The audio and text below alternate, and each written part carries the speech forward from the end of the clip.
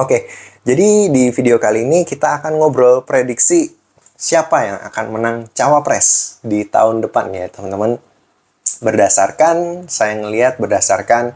branding yang mereka lakukan selama ini melalui kampanye-kampanye mereka. Karena saya sendiri bergerak di bidang digital marketing, jadi personal branding itu adalah salah satu hal yang mencolok menurut saya apabila kalian ingin mengambil hati masyarakat atau hati customer. Nah, kalau misalnya di dalam dunia politik, customernya atau kliennya adalah masyarakat. Jadi bagaimana cara kita personal branding supaya masyarakat itu bisa menyukai kita. Nah, itu kan salah satu triknya politik kan seperti itu teman-teman. Jadi kira-kira bagaimana antara tiga calon presiden selama ini dalam melakukan kampanye mereka, personal branding mereka, siapa sih yang paling memungkinkan secara prediksi untuk menjadi presiden di tahun depan. Saya akan membagikan analisa saya dan disclaimer dulu, ini saya tidak memihak salah satu capres manapun ya teman-teman. Saya tidak memihak salah satu capres manapun, tetapi kalau saya ngelihat sejauh ini, sampai dengan detik ini saya bikin video, kalau misalnya tidak ada perubahan yang signifikan dari segi kampanye, dari segi personal branding, atau tidak ada isu-isu terbaru yang ditunggangi dan itu membuat viral dan membuat gerakan masyarakat, saya merasa tahun depan akan dimenangkan oleh Prabowo Gibran. I'm so sorry bagi para pendukung Anies Baswedan Caimin dan juga pendukung Ganjar Pranowo dan Pak Mahfud MD. Jadi, kalau misalnya saya ngelihat secara digital marketing, personal branding mereka, Prabowo Gibran sangat-sangat mendominasi selama ini, teman-teman. Karena gini, pemirsa atau audiens atau masyarakat itu akan punya titik jenuh. Nah, titik jenuh itu terjadi karena apa? Titik jenuh terjadi karena suatu hal yang monoton. Jadi kalau misalnya salah satu kontestan melakukan trik-trik atau melakukan strategi-strategi yang sama dengan pemilu-pemilu sebelumnya, saya rasa ini tidak akan works, tidak akan berhasil. Contohnya, Prabowo diserang dengan isu-isu HAM, yang dimana selama 2 periode pemilihan presiden, isu itu sudah diserang ke Prabowo dari dulu-dulu, kayak gitu. Kalau ini dipakai lagi, saya ngerasa ini nggak akan works. Salah satu yang mungkin akan works adalah isu MK kemarin. Jadi salah satu isu MK itu cukup works menurut saya. Jadi itu cukup menggoyangkan, tetapi masih belum signifikan. Seperti itu ya, kalau dari segi saya melihat. Dan kalau kita bisa memecah dari beberapa calon presiden, awalnya saya nggak begitu yakin dengan Anies Baswedan dan Caimin. Saya merasa bahwa mereka kemungkinan dari secara personal branding akan menempati urutan paling terakhir ketika saya memprediksi beberapa bulan yang lalu.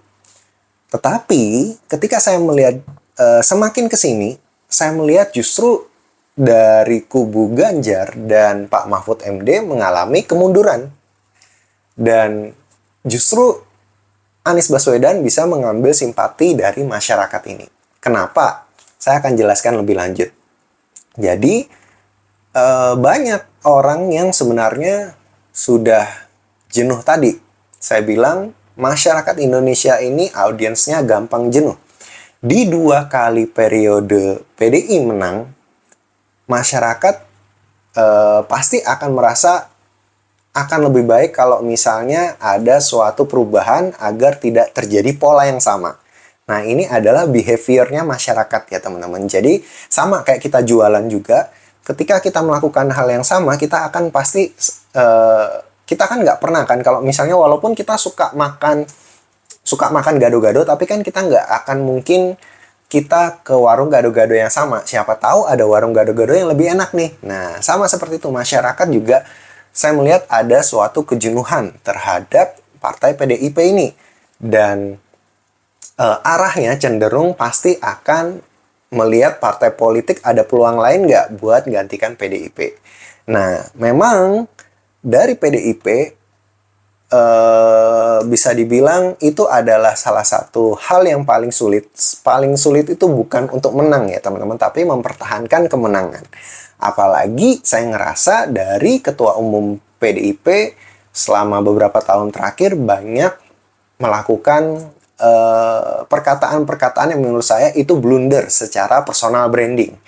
Nah, personal brandingnya orang Indonesia adalah orang yang suka omongan yang santun, kayak gitu ya, omongan yang saling menghormati. Sedangkan ada beberapa kata-kata yang dirasa masyarakat Indonesia mungkin itu sedikit menyinggung perasaan dari personalnya yang lain, kayak gitu. Sedangkan Pak Jokowi ini statusnya adalah presiden. Banyak masyarakat merasa bahwa presiden tidak layak mendapatkan statement itu. Nah, dari simpati dari simpati inilah yang membuat akhirnya statement tersebut menjadi blunder.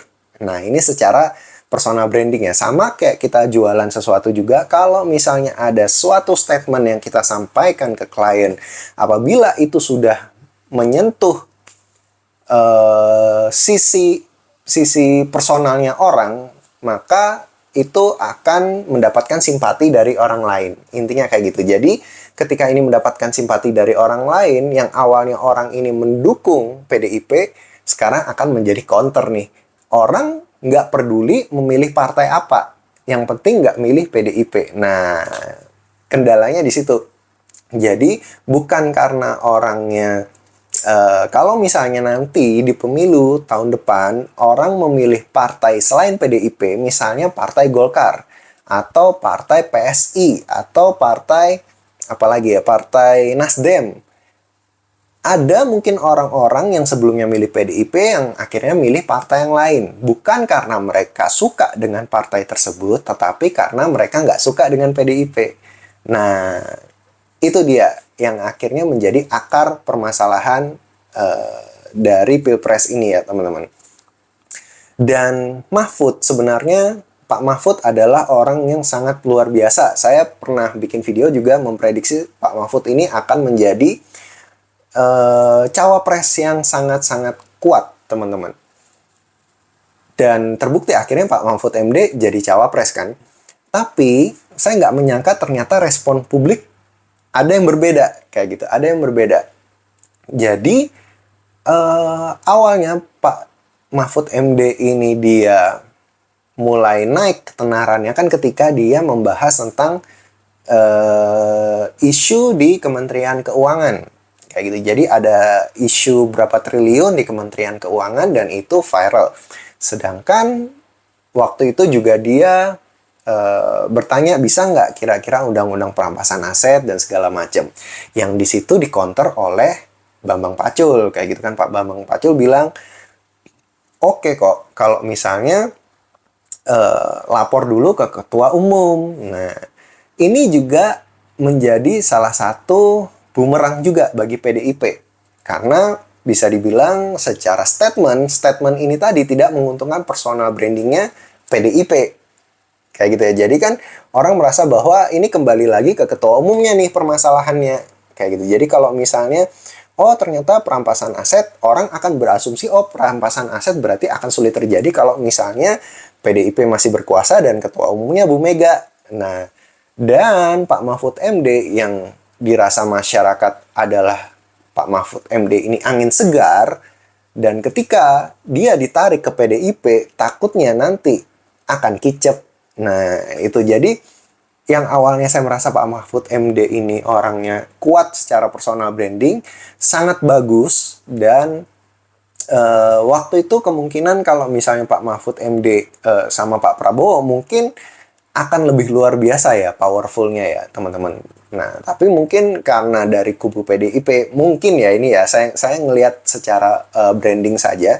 Saya tidak paham politik mereka secara strategi, tapi saya ngelihat secara branding kalau misalnya Pak Mahfud ini diambil oleh Pak Prabowo akan menjadi bumerang bagi PDIP.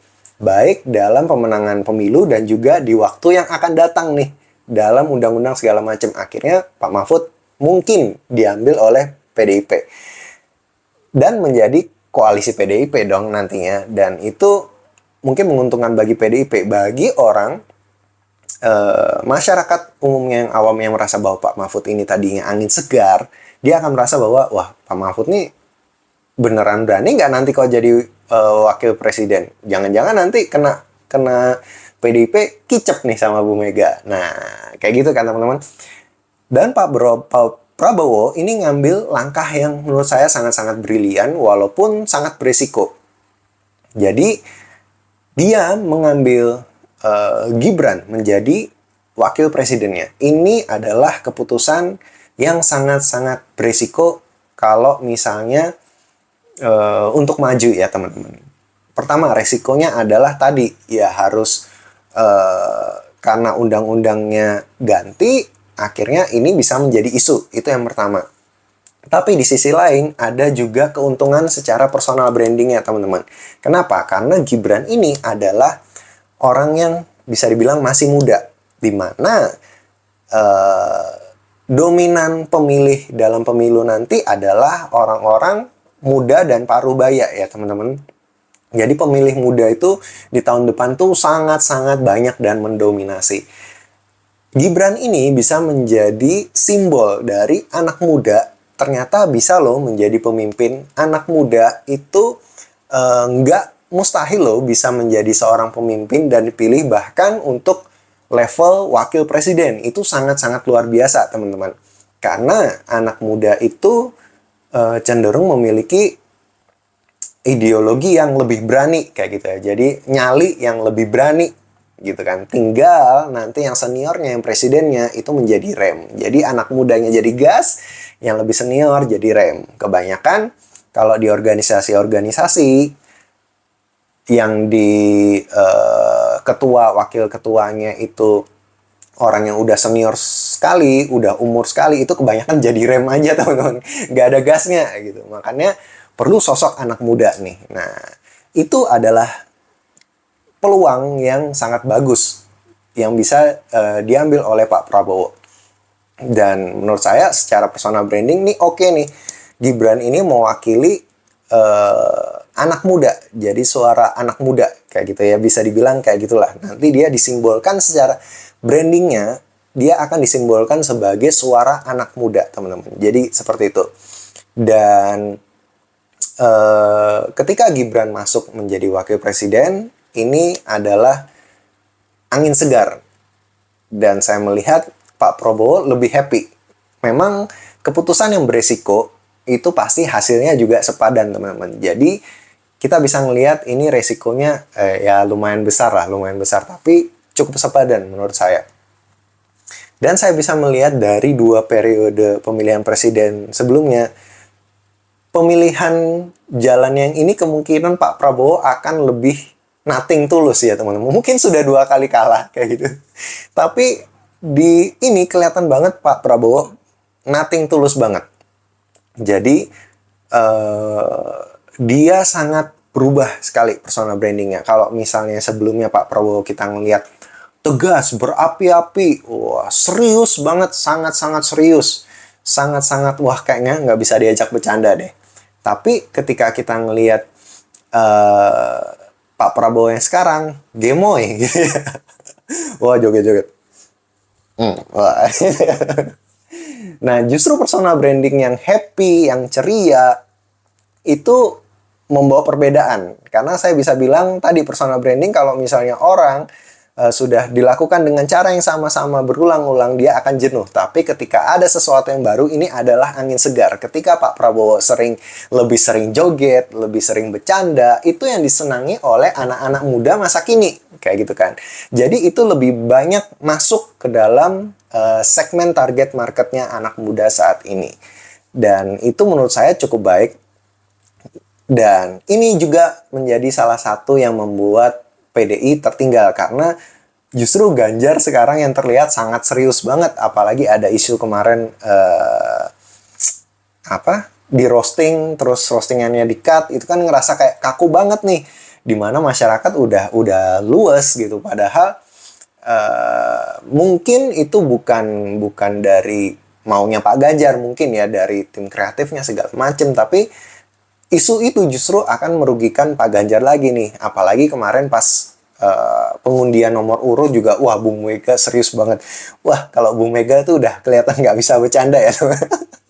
Kalau kelihatan nggak bisa bercanda gitu, kelihatan serius tegang banget. Justru dari sisi personal branding, itu akan terlihat bahwa orang ini nggak legowo, orang ini nggak bisa santuy, orang ini kayak pendendam kayak gitu. Asumsi orang akan semakin berkembang, teman-teman. Kalau misalnya kalian nggak happy dengan suatu keadaan, kalau kalian terlihat nggak happy, apalagi depan kamera, bolehlah kalian nggak happy dengan orang tuh nggak masalah. Tapi kalau di dalam politik, apalagi lagi tersorot kamera, kebanyakan orang-orang politik tidak akan menjadi dirinya sendiri. Tapi memang Bu Mega nggak bisa bohong kayak gitu ya. Memang kalau dia happy ya happy, kalau enggak ya enggak kayak gitu ya teman-teman. Tapi untuk meraih simpati masyarakat atau personal branding ini harus dilakukan. Nggak ada yang salah, ini nggak ada yang benar, nggak ada yang salah. Jadi ini hanya analisa secara personal branding ya teman-teman. Tapi memang kelihatan banget personal branding yang kelihatan kaku banget, kelihatan terlalu tegas atau terlalu serius, ini akan dijauhi oleh simpati masyarakat teman-teman. Itu juga yang menurut saya menjadi beban ya bagi Pak Ganjar untuk bisa lepas nih, bisa lepas. Jadi Pak Ganjar itu sebenarnya orangnya cukup bagus menurut saya, cuma dia kayak terkekang dan gak bisa lepas banget nih untuk mengekspresikan diri. Nah itu sih sayangnya di situ. Kalau Pak Prabowo ini kan mungkin dia nggak tunduk sama ketua partai karena dia ketua partai kayak gitu. Jadi dia lebih bisa mengekspresikan diri lebih luas kayak gitu. Kita berbicara Pak Anies Baswedan dan Cak Imin. Kalau Pak Anies dan Cak Imin, mereka lebih tidak kaku. Jadi dibilang terlalu luas juga enggak, dibilang kaku juga enggak. Jadi mereka tengah-tengahnya ya. Tengah-tengah antara Pak Prabowo dan Pak Ganjar. Jadi mereka bisa ya waktunya luas mereka happy, waktunya serius mereka serius kayak gitu. Jadi justru Pak Anies ini yang saya ngelihat, yang awalnya saya ngerasa mungkin dia akan ada di urutan terakhir, saya ngerasa beberapa bulan kemudian, berapa bulan yang akan datang, mungkin beberapa suara dari Pak Ganjar kemungkinan, ini baru prediksi ya, kemungkinan akan berpindah ke Pak Anies teman-teman. Ini baru prediksi, saya sekali lagi disclaimer, saya tidak pro manapun, tidak kontra manapun teman-teman, tapi saya menganalisa secara personal branding mereka. Kalau misalnya tetap berjalan sampai saat ini dengan cara kampanye dan personal branding mereka yang tidak berubah hingga detik ini, saya tetap merasa bahwa Pak Prabowo mungkin akan memenangkan kontestasi pemilu di tahun depan. Tapi kita masih ada beberapa bulan lagi ke depan. Kita nggak tahu apa yang akan terjadi, isu-isu apa yang akan digoreng lagi, dan bagaimana cara mereka membawa personal branding mereka, atau misalnya ada angin segar atau cara baru, mungkin itu akan merubah peta politik saat ini ya teman-teman. Tapi sementara ini yang bisa saya sampaikan secara personal branding. Jadi siapapun yang akan jadi presiden nantinya, ya kita harus dukung sama-sama, dan jangan golput khususnya bagi kalian yang anak muda. Jangan juga apatis dengan politik, teman-teman. Karena apa? Karena politik itu sebenarnya penting. Karena itu menentukan siapa yang nanti memimpin kita di masa depan. Karena orang yang memimpin itu orang yang bisa memilih kebijakan.